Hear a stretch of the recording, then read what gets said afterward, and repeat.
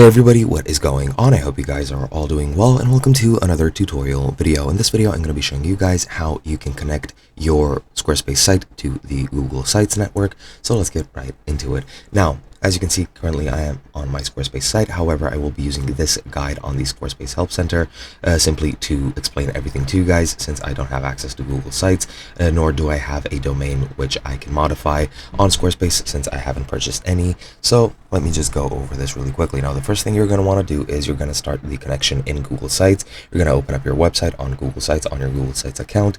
Then you're going to click on the gear icon in the top header and open the settings. And from there, click on custom domains, then start setup, and then enter the domain in the yourdomain.com text field.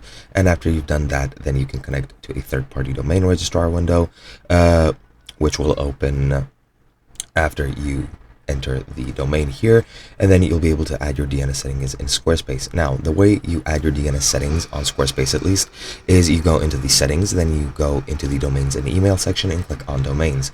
As you'll see, I only have this built-in domain which I can use, so if I click on it, I don't have any DNS settings and I cannot actually customize anything except for the site ID.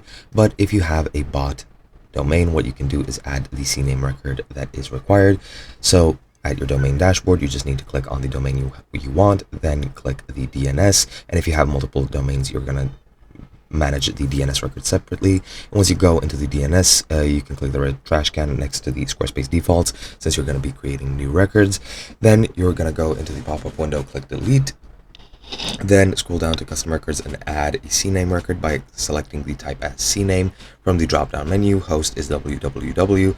Then you're just going to paste the ghs.googlehosted.com data, and then priority, you should just leave it at the default setting, and then you can save to create the CNAME. Then you can add the forwarding rule by going on to your domain dashboard, clicking the domain name, then click website, then going to domain forwarding rules and adding your rule, and in the forward from field, enter @ as the subdomain you want to forward, then enter the URL in the forward to field for the domain you'd like to forward to. Then under the advanced settings, you're going to select if this move will be a temporary redirect or permanent redirect.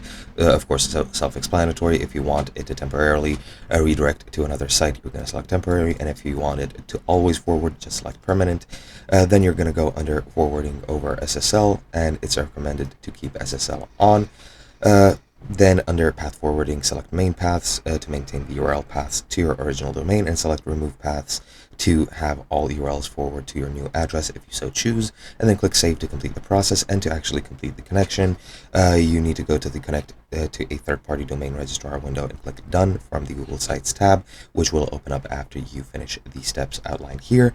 And then you just need to log into your dashboard, click on the gear icon again in the settings, and in the window, click custom domains, click connect domains, and if the domain is correctly linked, it will be under connected domains, and that's all you need to do. Hope you guys enjoyed, and I'll be seeing you guys in another video.